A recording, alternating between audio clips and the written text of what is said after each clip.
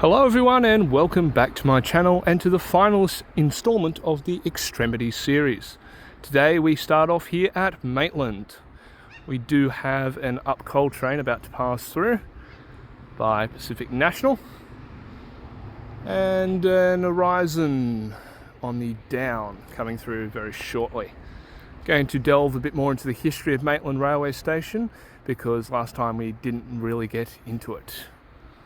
Today we are focusing on the section from here at Maitland to Dungog on the north coastline.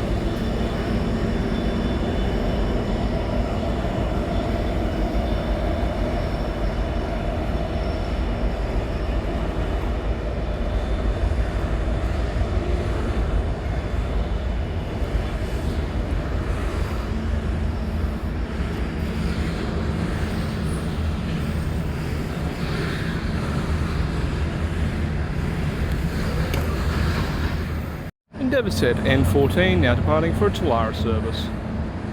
Next and only stop, Telara.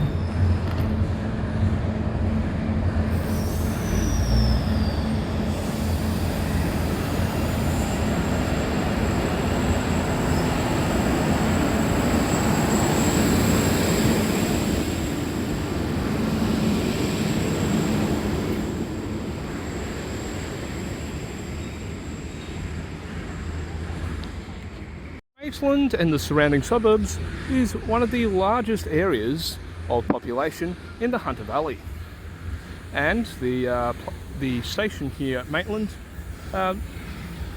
is also one of the largest stations in the Hunter, with a total of 5 platforms, as you can see here. 2 island platforms, those being platforms 2 and 3 and platforms 4 and 5, and 1 side platform, platform number 1. Maitland serves as the junction of the North Coast and the main North lines. This is facing towards the junction, which is Scone and Werris Creek, Armidale and Moree, and further north to Dungog, as well as Coffs Harbour and Brisbane. And this is of course facing towards Newcastle Interchange and further south towards Sydney.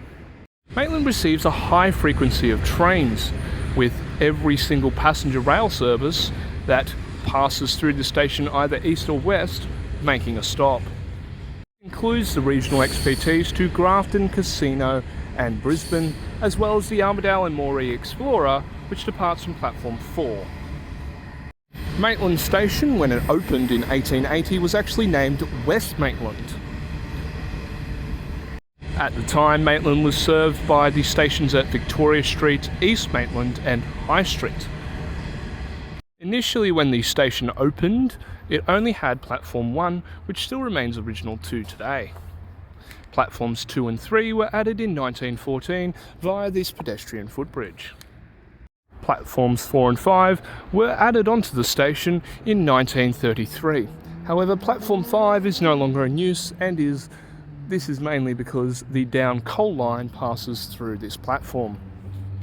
In In the year 1949, in recognition of West Maitland being the main station, it was renamed to just Maitland.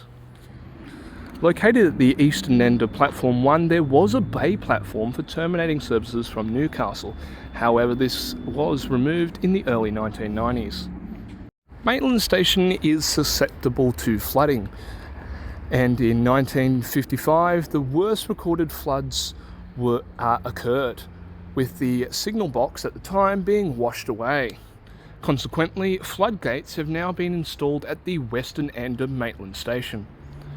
Shortly arriving alongside Platform 1, we have an Endeavour N-set bound for Newcastle Interchange.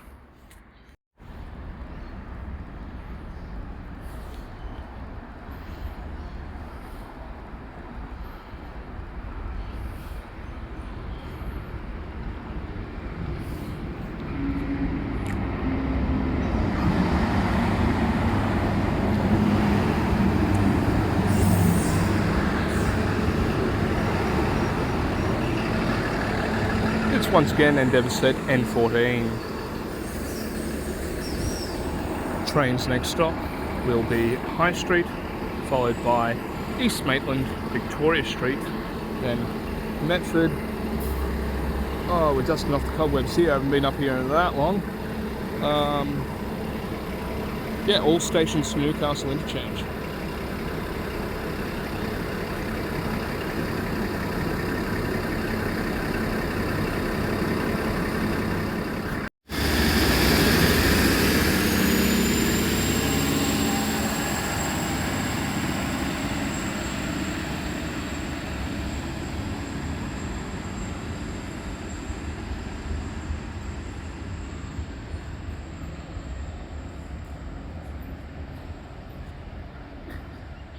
Maitland Station is also well known for the Hunter Valley Steamfest, and the yard that is at the eastern end of the station is used as a sort of makeshift depot for all the attending trains when that happens.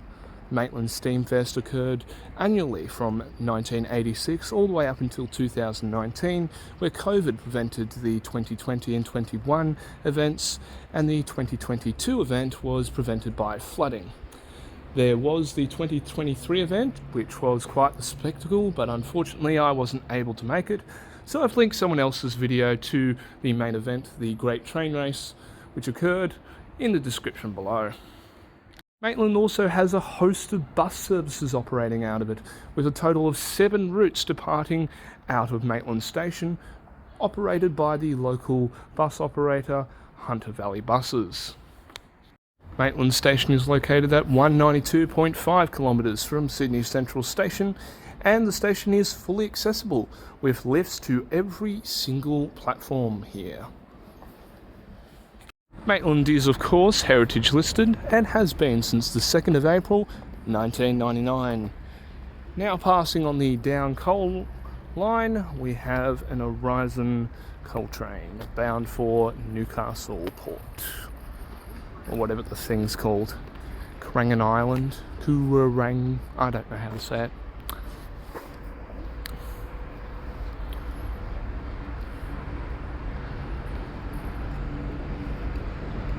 (5,044) leading locomotive.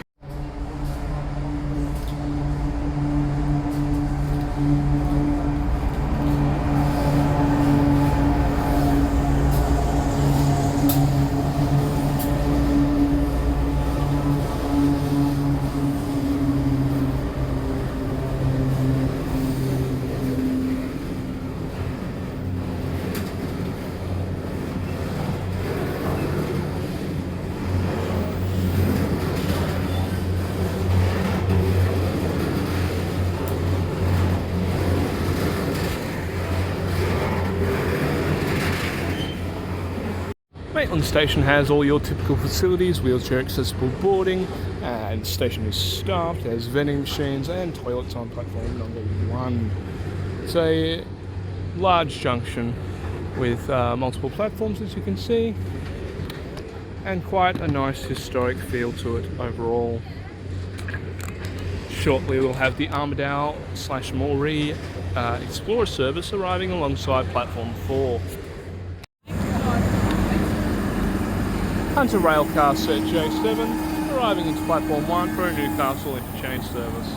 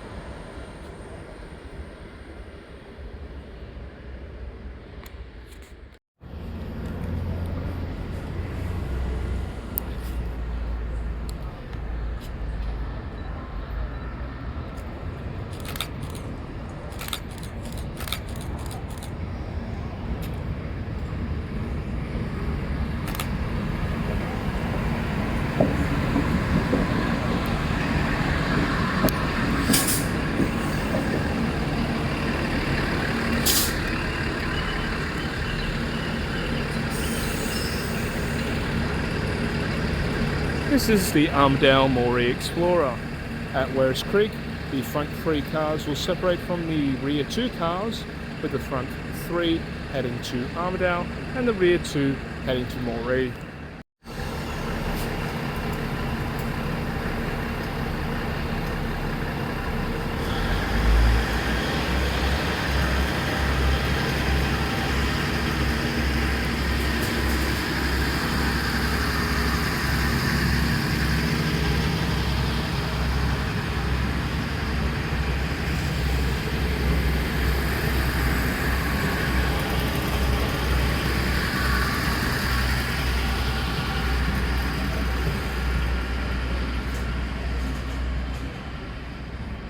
Alright, that wraps it up for Maitland Station. Next up on the list, Telara.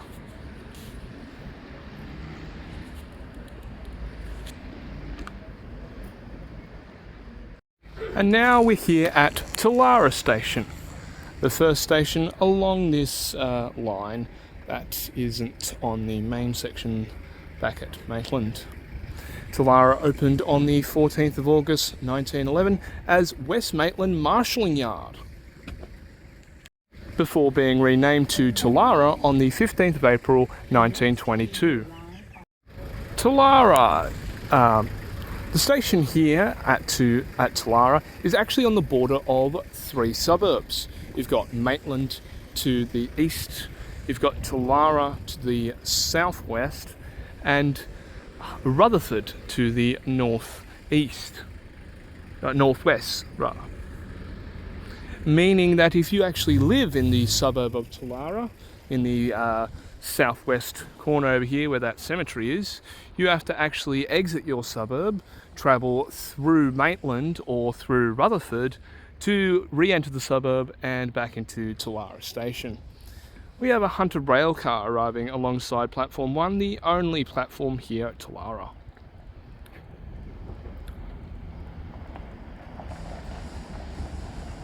It's Hunter set J1.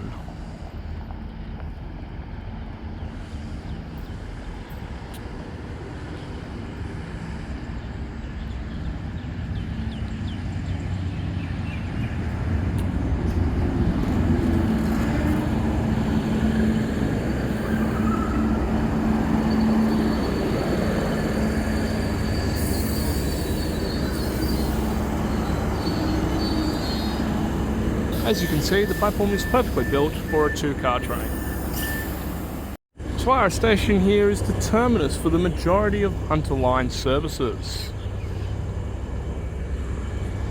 The second track over here acts as a sort of passing loop when XPTs or freight need to overtake this terminating train.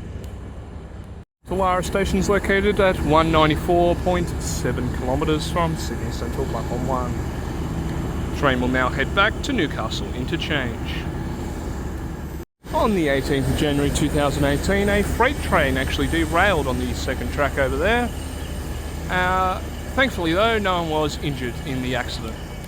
It has all your typical facilities, seats, bins, a wheelchair accessibility ramp, a payphone, toilets which are only available during staffing hours, which are during the peaks, get the exact times there, an emergency help point, and all your typical train information, your timetables, your map of the local area, and track work information which is in date.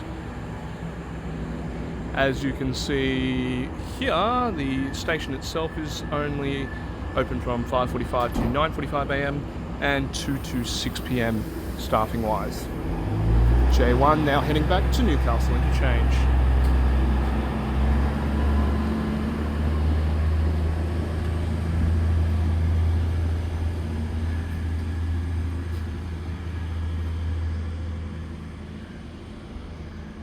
There is also here a customer assistance commuter telephone, which I think would benefit from some of the stations we're going to see today. And that's about it for Telara. It's a pretty standard station for the Hunter line. However, before we move on to our next operating station, Minda River, I do want to quickly talk about Oakhampton Station. Yes, there was a station that was between here at Telara and at Minda River. Oakhampton Station opened on the 14th of August 1911 and closed on the 20th of October 1975.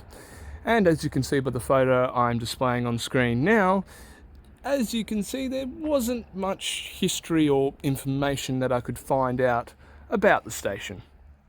To the photographer Nathan Johnson, who took the photo in 2001 where the remains of the station were still present, and uploaded the photo to newsouthwalesrail.net. The next station along the line that we're heading to is Minda River, the first of 4 little stations that we're going to today. Hello and welcome back. We are now here at Minda River Station, and that's it. These are the 2 idiots I've brought along with me today.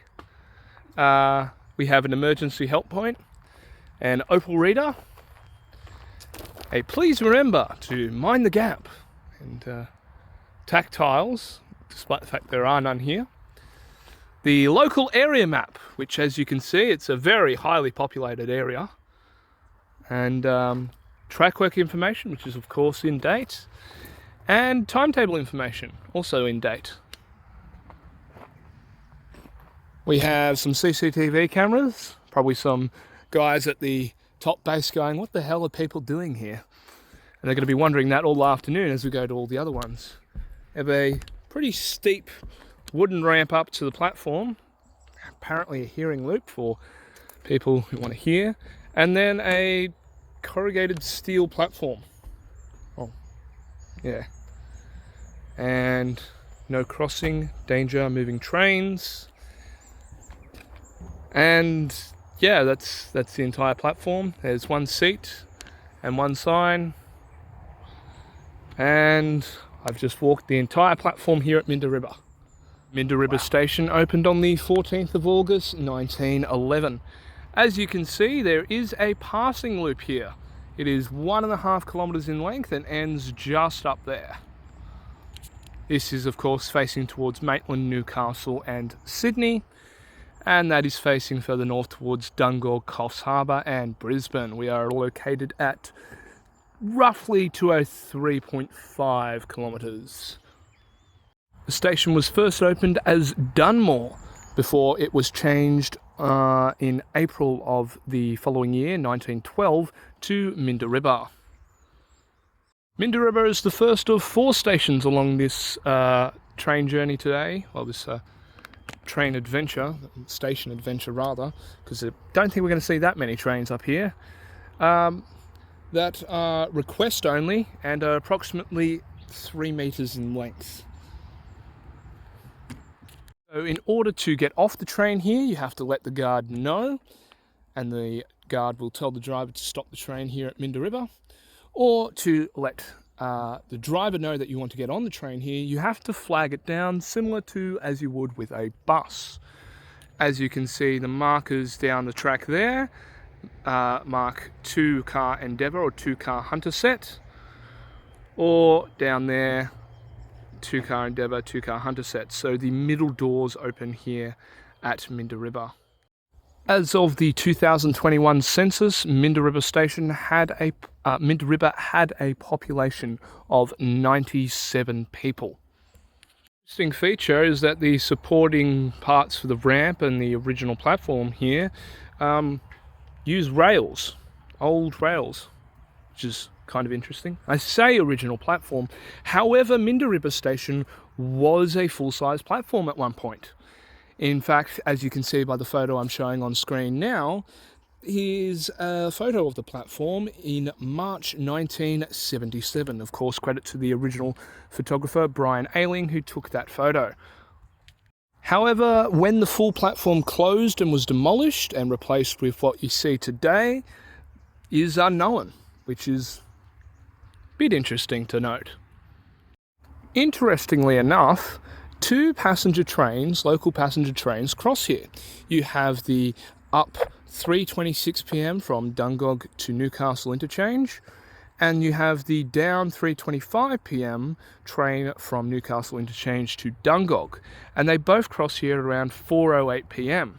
Which means if you get on the train from Dungog hoping to alight at Minda River, well, you're sort of out of luck, because the train physically can't let you off here because there's no platform on the other side. Personally, of course, I think this is absolutely disgraceful, and New South Wales Trainlink should 100% build a full platform on the other side, accommodating for this one-a-day service and opportunity. Now, you'd think I'd be joking, but if you go back to Extremities episode 2, where I visited Lochinvar, and you can see the absolute mess of a station they made out of that, keeping the platform short yet adding this gigantic wheelchair accessible ramp, it just doesn't make any damn sense as to why you would do that with a station that gets 3 to 4 services a day. And especially because Lochinvar is like 3 kilometres from the town centre, which is a small town at best. In the year 2013, Minda River recorded a record of less than 1 passenger per day. And that's about it for Minda River. There's not much here. There is a dirt gravel path that you can see. I've driven my car up to the station that accesses the main road, and that's about it. But there is another closed station between here at Minda River and at Paterson. It was named Airdrie, I think it was pronounced. However, there's even less information on photos or anything about this station than Oakhampton. The exact station's location is unknown, apart from the fact that it was located at roughly 205 kilometres. And it's unlikely that you'll find any remains of the station, as it opened in August 1948 and closed on the 20th of October 1975. Alright, that's about it for Minda River Station. We'll now move on to the next station along the line, Paterson. Hello and welcome back. We are now here at Paterson Station. Got to walk up some stairs, and we've got the original station building here from 1911, when the station first opened on the 14th of August. And here is Paterson Station. It's a simple 2-car platform station. Very nice and chill, but we can get into the history of it real quick. Paterson, along with Martins Creek and Dungog, are the only stations on this section after Telara that are actually regularly stopped at by trains.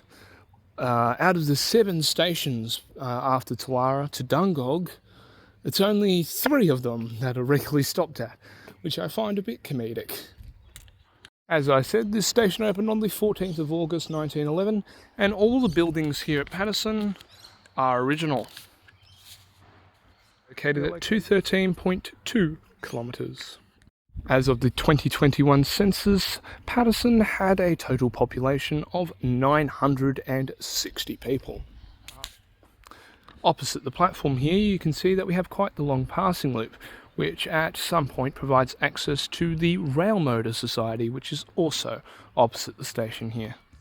As we can see here, we've got the Paterson Rail Motor Society with locomotive 7344 just sitting outside today. I'm not sure as to why, but it is. The Paterson Rail Motor Society formed its grounds here in the mid-1980s, taking over the former goods yard. A partnership between ARHS, New South Wales Rail Transport Museum, Sydney Tramway Museum and Zigzag was formed to create the Rail Motor Society. Each of their own societies purchased one rail motor.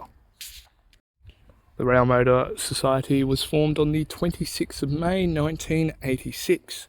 They currently have a CPH rail motor, which they run in either a 2 or 3 car configuration, HPC 402, which has also been converted with a pantograph for testing overhead wiring on the electrified network, 621 and 721, and I think that's all about it that they have. They run frequent tours with these trains, and for more information about the society itself and when they're running more tours, I've linked their website in the description below. The town of Paterson also surprisingly has a bus service which runs from the town of Gresford, and it's the Route 185. The first bus departs Gresford at 7:14 a.m. and runs through Paterson and the surrounding suburbs around Maitland, and that is the first bus of the day. The second bus departs Maitland around 1 p.m, runs only up here to Paterson, terminates and returns and becomes the third bus, which departs here around 2:30 p.m. And then the fourth bus of the day departs Maitland around 4 p.m. and goes all the way back up to Gresford. Now, for those of you who've watched the entire series, you know that I was originally supposed to do these challenges exclusively using public transport. And unfortunately, this was one of the really difficult ones that I thought was going to be too hard just to do. Along with the one at Goulburn, I did have a plan for it, but it just wasn't practical to go through with it. I put the plan on screen now and I'll briefly talk through it. The plan was to take the 5:20 a.m. train to Wearagalla before waiting 70 minutes for the train from Wearagalla back to Telara, and then spending most of the day in Maitland before taking the 2 p.m. train up the line to Wallarobba, taking the next one down the line, and then back up the line and down the line to Minda River before going up to Dungog and back here to Paterson.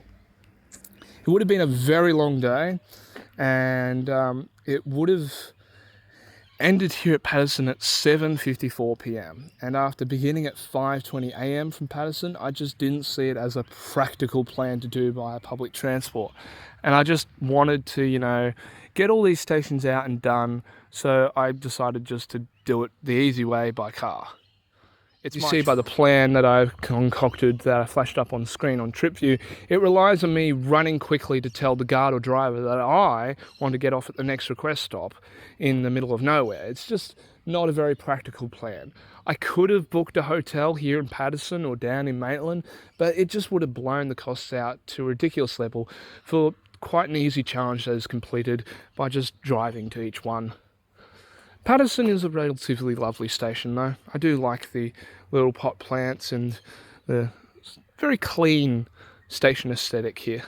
You have one bin, an emergency help point, a payphone, and a couple of staff-only buildings. There's no bathrooms here from what I can see. The bin's also got some old City Rail logos on there, which is pretty cool. You also have a power point if you need it. Charge up your phone while you wait 4 hours for the next train. And your station information, which is all in date and correct. As you can see, when you look at the station map, there's actually something there, unlike at Minda River. Anyway, I think that pretty much wraps it up for Paterson. The next stop along the line is Martins Creek. Alright, we've now made it to Martins Creek Station. This is the view of Martins Creek. Martins Creek Station opened the 14th of August 1911, like I think all the stations along this line, bar a couple. Here's your signage. As of the 2021 census, Martins Creek recorded a total population of 351 people. Level crossings going off down there. It's unprotected level crossing, so no boom gates, just warning lights and bells. But we shortly have a Dungog service arriving alongside platform 1, the only platform here.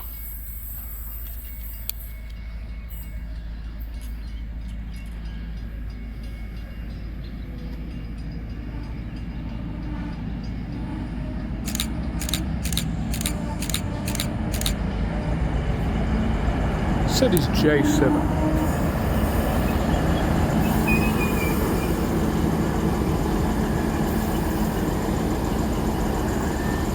Interestingly, it's actually SPM still, with the front door going over the line ever so slightly.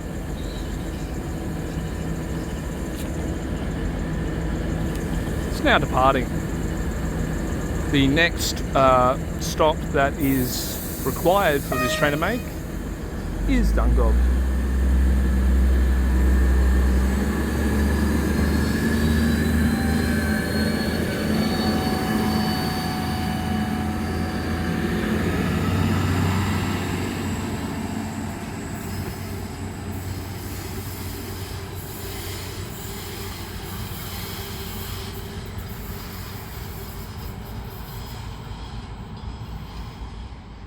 That train will form the 3:25 p.m. out of Dungog, which is the train that does not stop at Minda River. As you can see by this siding here, there is a track here that went to the Martins Creek quarry. Here at Martins Creek, we are located at 218.5 kilometres. There was an original full weatherboard building here from 1911, however most of it was removed and was replaced with this small waiting shelter. As you can see by the photo on screen now, is a photo of the full station building back in 2009, credit to Martin Chapman, the photographer of that one there. So this line here opposite the platform went to the Martins Creek Ballast Quarry, which was actually owned by Rail Corp up until December 2012, where it was sold to the Dungog Group. I'm not too sure about the use of the line anymore because it seems to be a bit grassy down that side, but the quarry is pretty important as it carries most of the ballast used in New South Wales rails. So the line into the quarry is actually still used. There's just not very frequently. If you look, there are some new sleepers and there is a tiny bit of silver on there, which indicates line use, but it's just not used frequently, as you can tell by the grass growing over the line down there. But still in use. But that's about it for Martins Creek. For one of the bigger stations along the line, there is not much here to show and tell. Well, at least we got a train. That's one good thing. We do have your typical station facilities out this way, which are a Telstra payphone, one seat, a station emergency help point, your station guides. It's not much of a town area here. Up-to-date track work and timetable information. And yeah, it's pretty skeleton. Like, that seems to be the descriptive word. It's very picturesque though, the countryside out this way. Cows eating grass on the field and mountains in the distance. Quite nice. Oh, we've got a second seat. Look at that. Lovely. Even a tap. And tactiles, of course. And it's wheelchair accessible with a ramp. With, looks like pretty modern lighting. And, oh, you've even got an old points thingo there. Change the points around. I can't remember what the bloody thing's called. But yeah, one Opal reader. That's about it for Dungog. Dungog. That's about it for Martins Creek. Next stop on this journey, Hilldale. So there was a station at the end of the quarry line based, well, I believe it was the end of the quarry line, based solely on the name. It was called Martins Creek Quarries when it opened in 1924, before it was changed to Barrowkey. So the name was changed to Barrowkey on the 1st of January 1927, before the station closed on the 20th of September 1939. That's all the details I have about the station, and there's no photos of it. There's not much information about it at all. That's about it for that station. And we're just taking a walk down here to the unprotected crossing. It's just got the bells and the lights. No, yes. It is an offence to use this crossing when any warning bell or operating or red light in the vicinity. And there's signs all pointing down to the quarry. It's a view of Martins Creek Station. It's quite interesting how this is a completely unprotected crossing, despite the fact that you'd get roaring, very long freight trains going straight past here. Oh yeah, that station was located at 219.9 kilometres, that closed station. So yeah, as I suspect, it was located on this branch line. Dwarf signal showing red, so it's still used. That's a dwarf signal, apparently. Someone needs to get the bloody whippersnipper out, huh? And evidence of the track being used. Just doesn't seem... Oh yeah, and this side of the road here, it's got the bells and lights, has no protection whatsoever. There's not even a sign saying it's a crossing, which is a bit interesting. But once again, I don't think this line is used very often at all. If you do have any more information about it, I'd love to hear it. Slip it down in the comments below. Okay, the track's not even welded. Jeez, they're still using plates here. Interesting.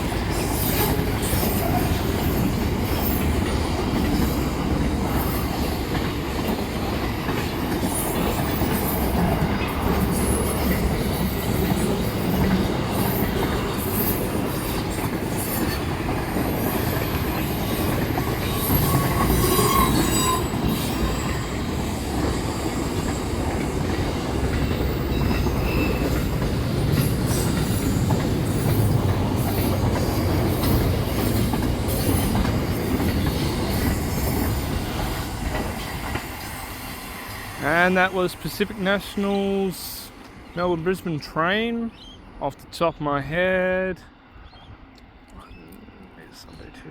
Monday, 2 MB4?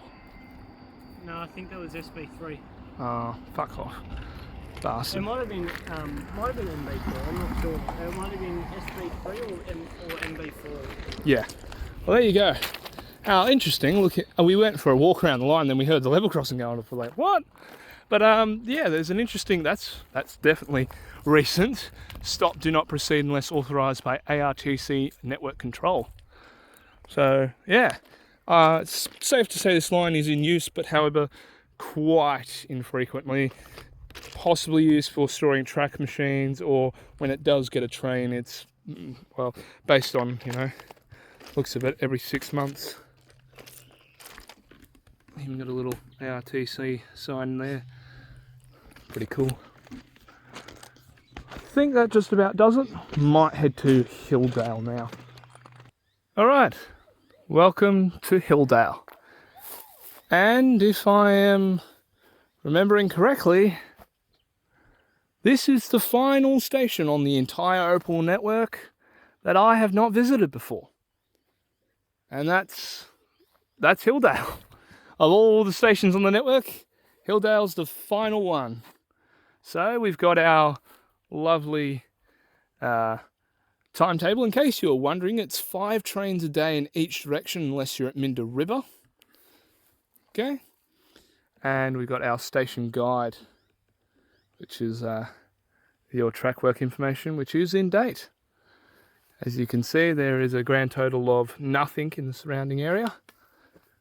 And station map, which is quite abysmal. Yep, there is your, each Monday to Friday, weekends and public holidays, trains to Dungog.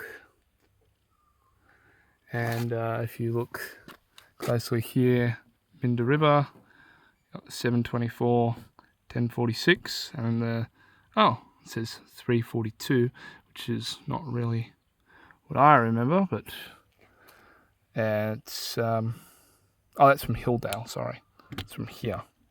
But yeah, it doesn't stop at Minda River. We did unfortunately miss the Grafton XPT. It actually passed us as we were coming into the station, so yeah. And as you see, a service stops on request. Please signal to the driver to board this train or inform the guard on the train if you're alighting at the station. Once again, Hilldale has only recorded less than 1 passenger per day. This is the entire platform here at Hilldale. That's a very faded tap-on, tap-off sticker. That's got to be original from, you know, when they were first rolling out the Opal thing back in 2013. Caution, surface may be slippery, danger moving trains, 1 Opal reader, 1 emergency help point, and 1 seat. Mind the gap, 1 yellow line. Hilldale, the only station I haven't been to yet. Timber frame, once again held up by old rails. It's pretty cool. Facing towards Maitland, Newcastle and Sydney. Facing towards Dungog, Coffs Harbour and Brisbane. We are located at 226.4 kilometres roughly at the moment. And like the other small stations along this line, Hilldale opened here with a full-size platform on the 14th of August 1911. However, it was recorded that the station was closed on the 20th of October 1975. When the station reopened to what you see today is rather unknown. As of the 2021 census, Hilldale's population recorded a total of 193 people. I don't know where they are because I can see about 5 buildings from here, and that's about it. And to the south, to the north of the station, there is an unprotected level crossing once again. Yeah, in the year 2013, a decade ago, it does scare me to say that 2013 was a decade ago, station recorded less than 1 passenger per day. I don't know if there's more recent figures, but I doubt much has changed for Hilldale. And as I said earlier, when a station records less than 1 passenger a day, it typically means that this station went weeks, possibly months without seeing a single passenger, but definitely not one every day, which is understandable for the service and local surroundings. Seems very nice and quiet here at Hilldale, apart from that dog which has started barking. Next up the line is Walla Rubber, but between here and Wallarobba there is a 340 metre single track tunnel, which is kind of interesting to note, I suppose.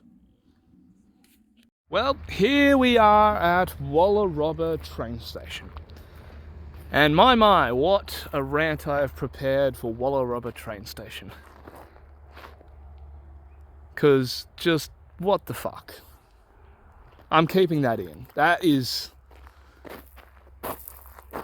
It is confusing and bizarre to say the least. Firstly, the history before the rant. We've got to go into the history of Walla Rubber train station. It opened on the 14th of August 1911, unsurprisingly, like all the stations on this line. And we do have photographs of the original station appearing on screen now, taken by Jeff Alcock in 1982, so credit to him. Once again, like most of the platforms and little stations along this line, the full-size platform was demolished and rebuilt with this little platform here. Back, well, no one knows when exactly. The date was not recorded.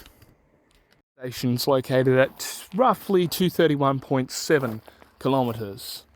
Okay, and the town of Wallarobba has a total of 174 people and has an RFS shed, a memorial town hall, and apparently a tennis courts. Yet I doubt that last one. I'm just going based on what the Google map is saying about Wallarobba. And now onto the accessibility drama of this station and how I think this entire station was a complete waste, an absolute misuse of taxpayers' money at the end of the day when it comes to what happened here. In all honesty, back in 2012, locals began to complain about the station because when it was rebuilt with a very short, very steep accessibility ramp. Quite a out there complaint. Apparently it was very difficult for regular able-bodied people to walk up this ramp to access the station. Okay, I think that was a pretty fair complaint. And the complaint was that the wood on the ramp was beginning to rot and becoming increasingly unsafe to use by the local residents. And then it was replaced, and then an article was written about how the ramp was replaced in the exact same way. It was not accessible at all, and it was still incredibly steep for any wheelchair person trying to use it, despite the fact it was marked on the website and in the timetables as a wheelchair accessible station. Then, after numerous residents complained and bickered with local MPs and even went into state parliament, finally something was done about this steep access ramp. Mainly the complaint was that it wasn't wheelchair accessible and did not follow the disability accessibility guidelines or whatever they're bloody called, right? For a station that recorded in 2013 less than one passenger a day, why bother upgrading it to be fully wheelchair accessible? Because these local residents wouldn't be quiet about it, wouldn't drive to Dungog or Maitland or Telara to receive another service, rather come here and use the 5 on-request services per day. The government responded, we have just enough money to spend on this station to shut the local people of the area up. I think that was the only goal, because we now have one accessible wheelchair parking space, one Opal reader, as I walked past earlier, and a fully wheelchair and disabled compliant ramp to a platform that is a total of, it even looks shorter than the other ones, less than 3 meters long. As you can see, this very faded sticker, one of 450 accessible transport programs delivered by the New South Wales government. And that's it. Were any other features added to the station? No. Did the platform get lengthened? No. Were toilets and staff added? No. Was there even a ramp, a disability access ramp installed on the platform so that people could actually use it? No. Did the platform get lengthened, as I said earlier? No. In fact, I remember coming back here in 2018 and this emergency help point was in the centre of the damn platform and it made it feel extremely small. It doesn't make any sense, this station, at all. There is not even a regular commuter car park.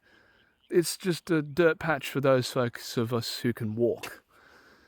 It makes no sense. There's full LED lighting and CCTV cameras the whole way along the entire station.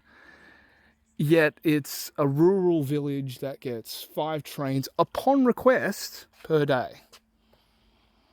And still records less than 1 passenger per day. Did the population increase because of this upgraded station? No, it remained the same. It's illogical. It's an illogical spend of money. If you're going to spend this much money, why not go the full 9 yards and actually add more train services and increase the platform length? Well, the population and demand for it weren't there. It's the complaints of local residents, and the government just wants to shut them up, so they spend just enough money to do that. And of course we got an original City Rail seat, which is interesting enough. I suppose that's one good feature about this station. And with cows giving their regards, that's the rant over. That's Wallarobba station. Couple signs, a fully wheelchair accessible ramp and disability accessible parking spot, and a dirt track to get in here from the main road. This is funny, seeing all this pavement here, yet they didn't even pave the road in. One yellow line, one mind the gap thing, and an in-date posters and timetables and the like. And that's all. That's all for Wallarobba. There's not much here. There is, however, the southbound service to Newcastle interchange coming soon. So either we're going to see that here or quickly go up the line to Wearagalla. Alright, behind the fence of the disability accessible parking spot, we have the Hunter railcar due for Newcastle interchange, about to pass through here quite shortly.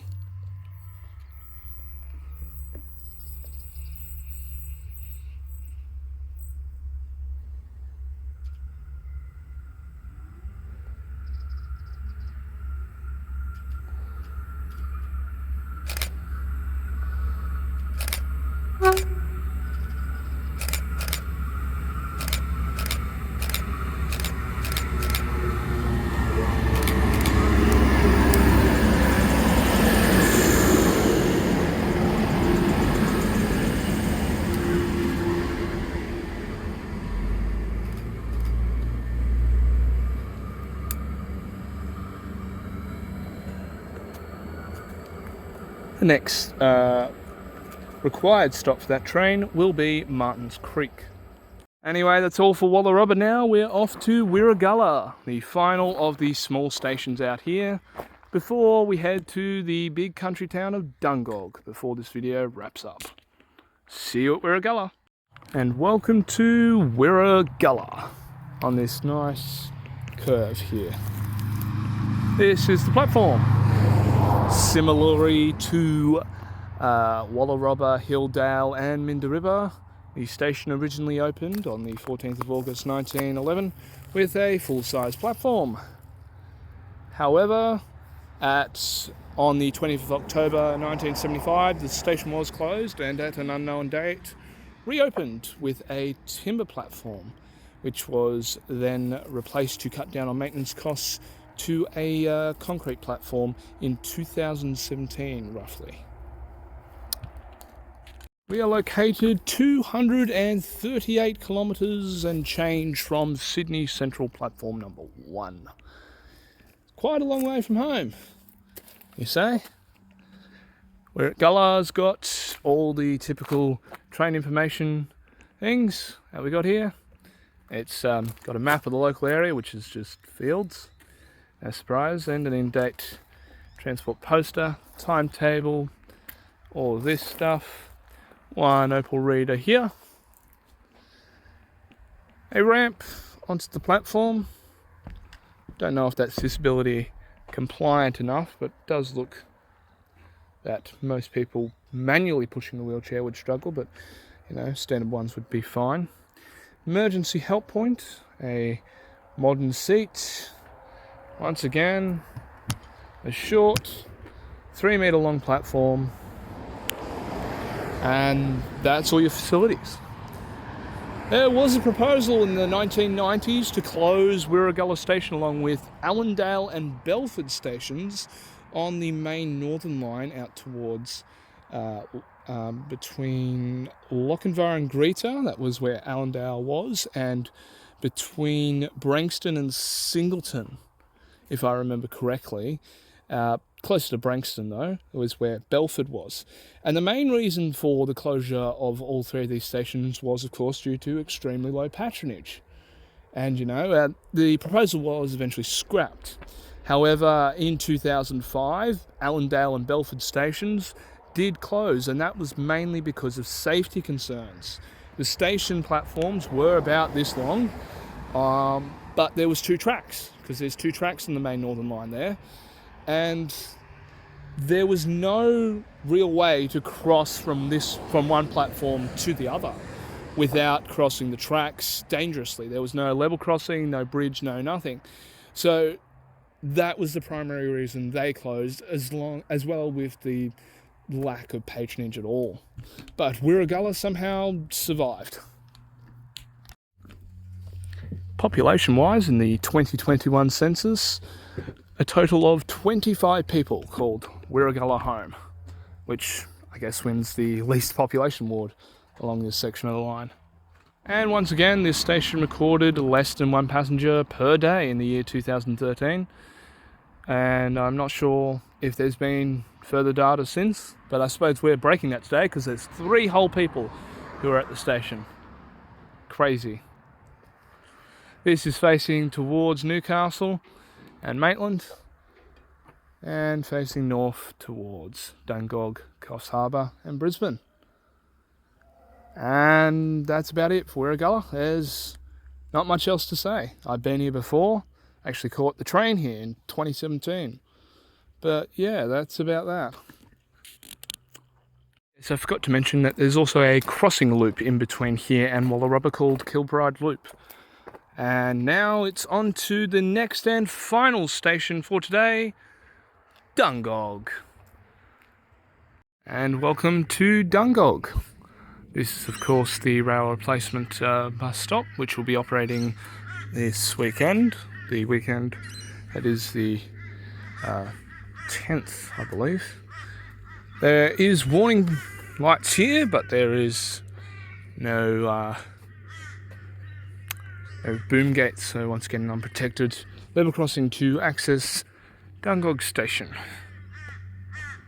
This is the final station on the line, and yeah, it's an achievement, I suppose, getting to all the little stations one day. It's the entry to Dungog station. Apparently, the centenary of 100 years of rail service happened in 2011. Interesting. This station, like all the others, opened on August 14, 1911, rather.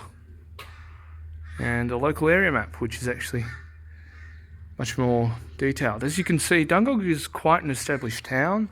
You have a fire station, an ambulance station, a hospital, high school, public school, many parks, many shops and restaurants. However, there isn't a local bus route, which seems like a Bit of a missed opportunity there because this hospital is quite the distance from everywhere else in town, it seems, especially the high school as well.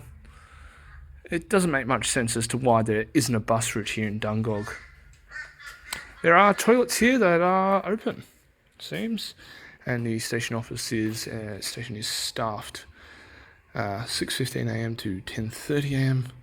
and 2:15 p.m. to 7 p.m.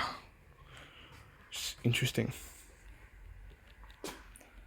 Yeah, bit of history of Dungog.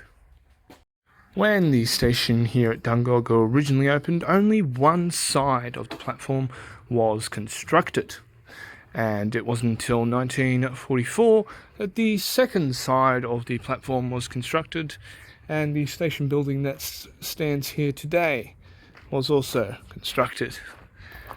But why is this station so wide? Like, this is remarkably wide. Out of all the lack of pavements for all the other stations, this station has got to be the widest I've ever seen. It seems very unnecessary.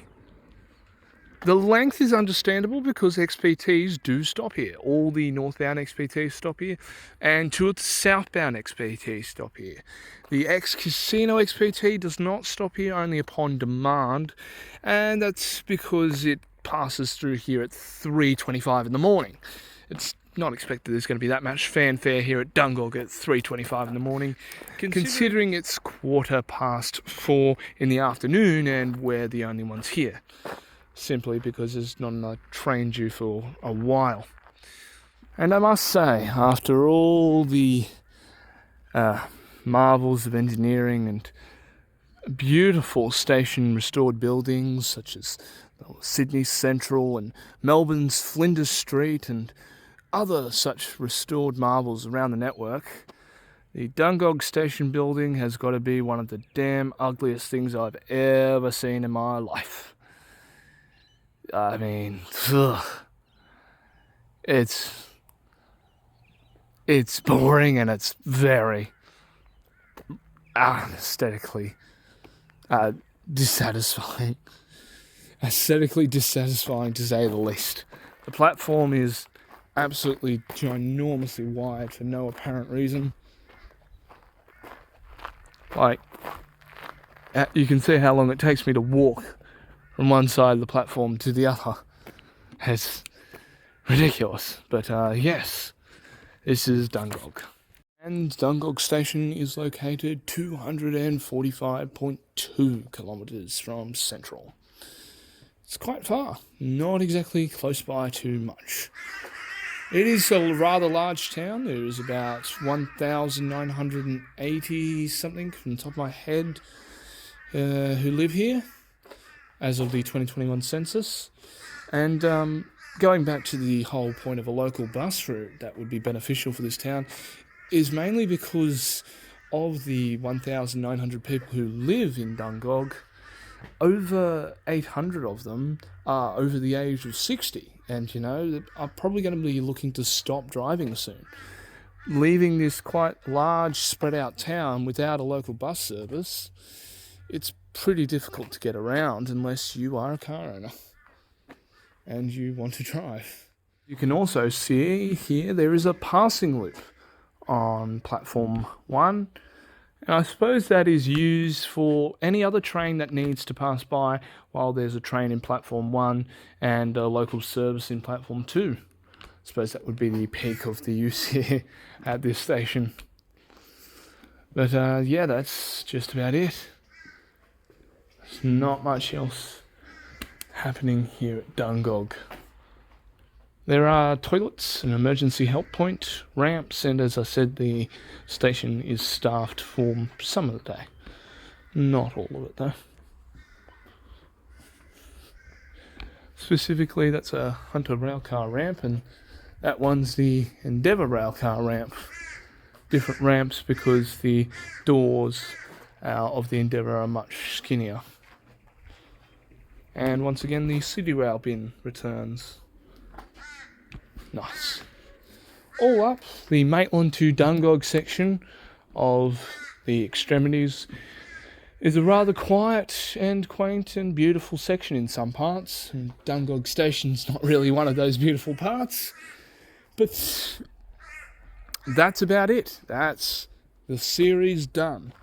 I have now officially visited every single railway station on the Opal network.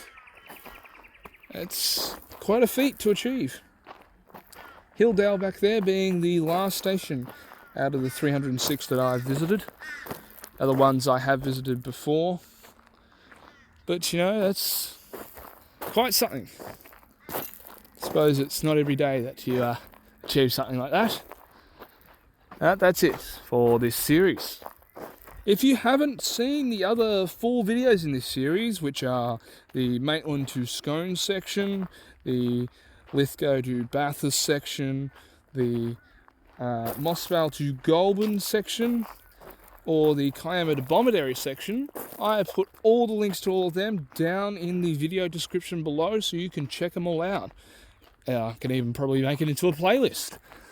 And then, you know, you can watch them all in the correct order. Albeit months apart from each other, but, you know,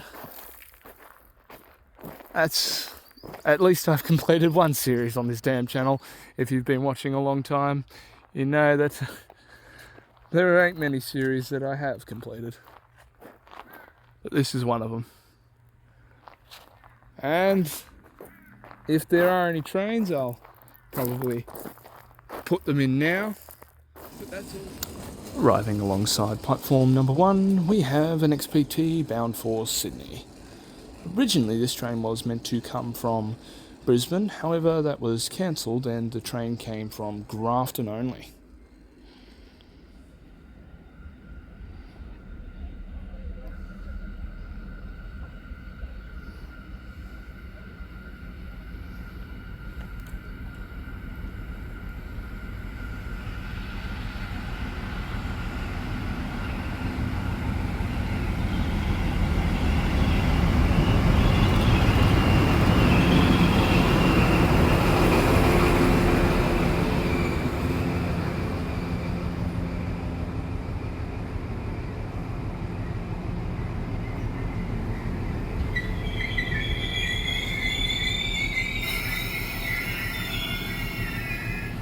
XP 2004 was the leading power car on this service today. And arriving alongside platform 2 to cross with the XPT, the local Endeavour.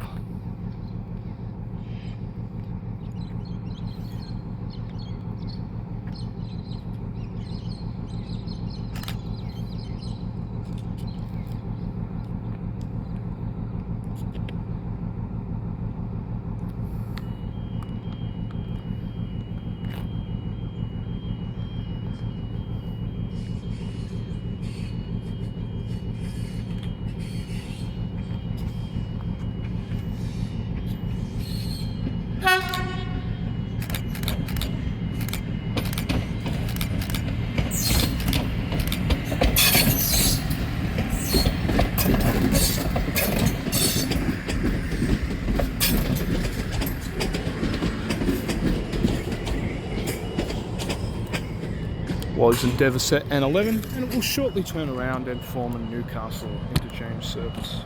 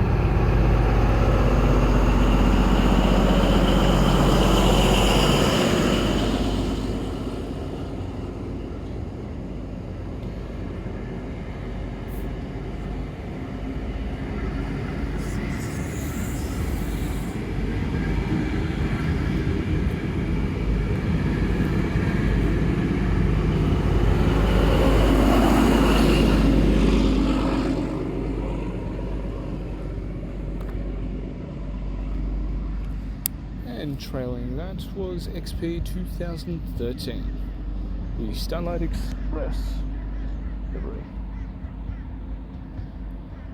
Now, but that's all for this video. Once again, thank you so much for watching. Please like and subscribe to the channel for what it's worth. There's about another 10 or so videos that I've got to film before I stop the whole narration part of this channel and just move on to the whole heritage, freight, rare movements, whatever I feel like filming, rather than just, you know, your average Waratahs and your average rail movements, you know, stuff where it's things that I want to see. Thank you so much for watching, and goodbye for now.